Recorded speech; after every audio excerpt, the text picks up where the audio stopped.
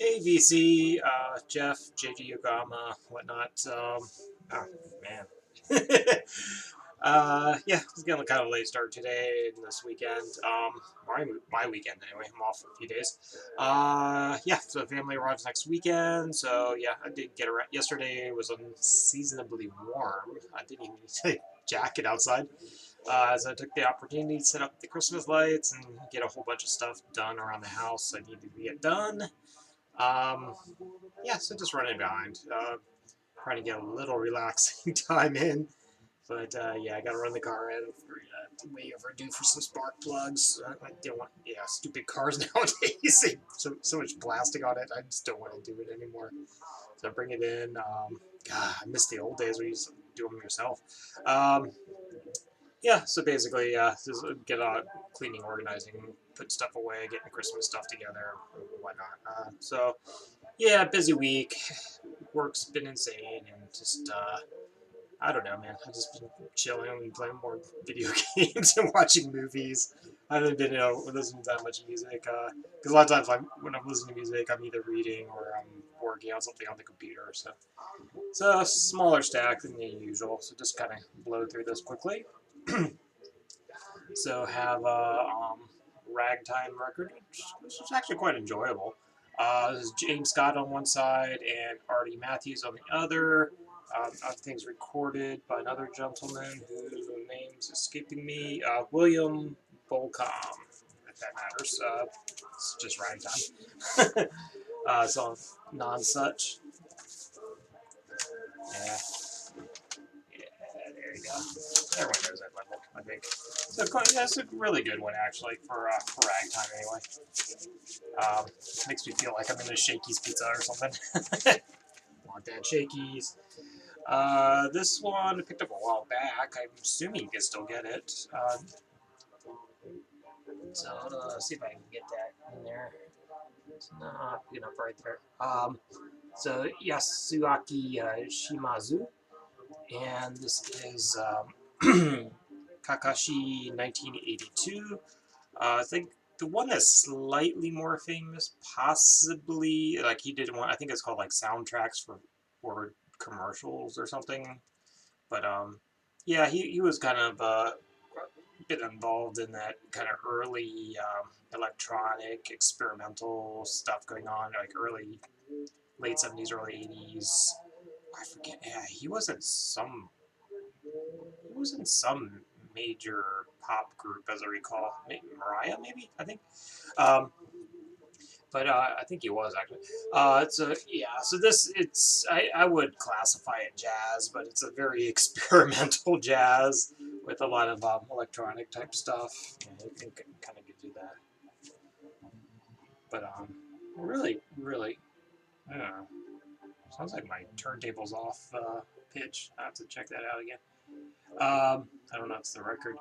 So he's on. There's a little bit of vocals on here, but sax, clarinet. He plays himself. Shimazu. He plays sax, clarinet, flute, trumpet, piano, mallets, drums, percussion, chapango, electronics, tapes, toys, and noises. But yeah, it's not like a noise album or anything. It's definitely got some structure to it. But it's a really good album. Never listened to it. That's I don't know if I go full five, but like 4.5 at least. Yeah, this is one other like thrifty kind of pickup I got. It's pretty good. Not as good as some of the other Spanish guitar I picked up, but yeah, I wouldn't. Yeah, if you see it for a couple bucks or whatever, I'd pick it up. It's a good one. Santiago Navasquez, I guess. Um, yeah, I don't know what label that is. Vanguard. So yeah, Vanguard's usually pretty good. This one, I guess I was. Sorry about that. I hate the black sleeves. This one is Yosuke Yamashita, piano. So this is a solo album. So free jazz, solo piano. It's pretty far out there. This is definitely not for everyone. There's a lot of times you think, well, a lot of like free jazz stuff tends to be like very sparse. But like in this one, like I have a couple albums where he does. This might be a comp actually, or I guess he's just re-recording stuff. So he's He's got Chiasma on here, which is his own record. I think I might have showed that last week. He's got Autumn Leaves on here, but yeah, must be alive. I don't know. Maybe it's recorded live or something. But I definitely have a lot of these on other albums by him. So kind of, but this is a different. These are all different takes. So I guess he probably recorded it live or on one take or something.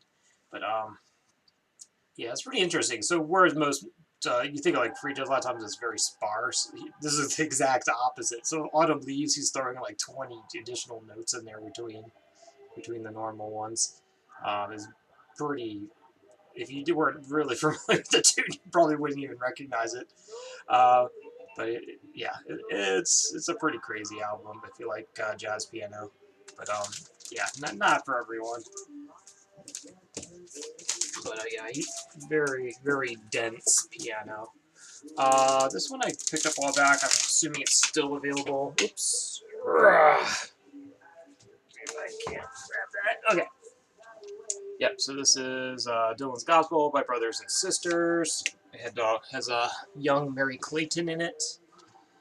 So it's a single album, but it comes with a book and it's a gatefold. This was the reissue by Light in the Attic. I think Andrew or Tales in the Crater or someone picked up original not that long ago. So I guess they're out there. I think the original was on a pretty obscure label. But yeah, outside Los Angeles, you're probably not going to find this. But yeah, really good. So basically, gospel renditions of Dylan songs. This is exactly what it sounds like. Quite good. Very good. Yeah, it's bordering on 5 stars. Yeah, it definitely drops off a little bit on the second side. But yeah, 4.5-ish from me anyway. Pretty good. And almost the end of the stack this week. It's a small stack. I'm just busy, just tired. I'm just trying to enjoy stuff I'm not going to be able to do with the kid around, like games. This one, probably most of you guys don't know this one. This is a Japanese punk band called the Stlin, which is, I think yep, the Stlin. This is the first version of this album. There's a second version that was produced, I think, by Bill Frisell, and it's got Sonny Chirac on guitar. They just kind of looped themselves in. So this one was the original mix. So it's like early 80s, I want to say 80. Off the top of my head, I want to say 82. I might say it somewhere in here. So on its own, it's a pretty good album. I forgot or didn't realize there was 2 mixes when I bought this. 84. That's close. So it's Japanese punk, 84.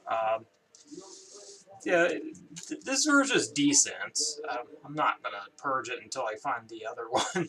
I do think the second mix, which was done like a year or 2 later, I think maybe 2 years later, they came to LA with the tapes and they just remixed it with Bill. I'm pretty sure it was Bill Frisell who did the mix, and then I think he himself was on there and Sonny Chirac overlaid some additional guitars on it. So that's the version to get. It does have a different album art, which is why they redid the album art. I'm on the lookout for that version. So if I find that, I'll purge this. This is a really clean copy. This version,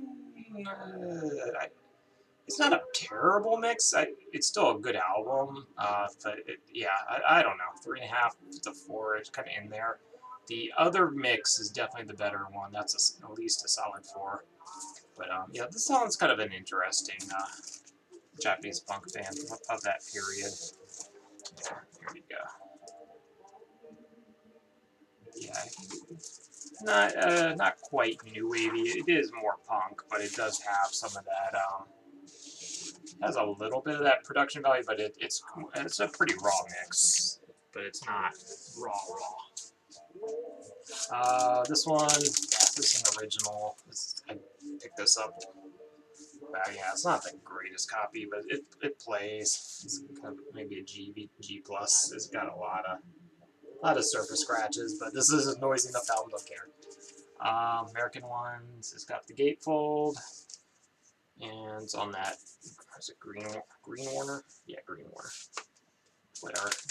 You know it. I'm not gonna go into that one. And then this one, I don't know. Like I think this was a Steve inspired pickup. I found this at a thrift store for $1 or $2.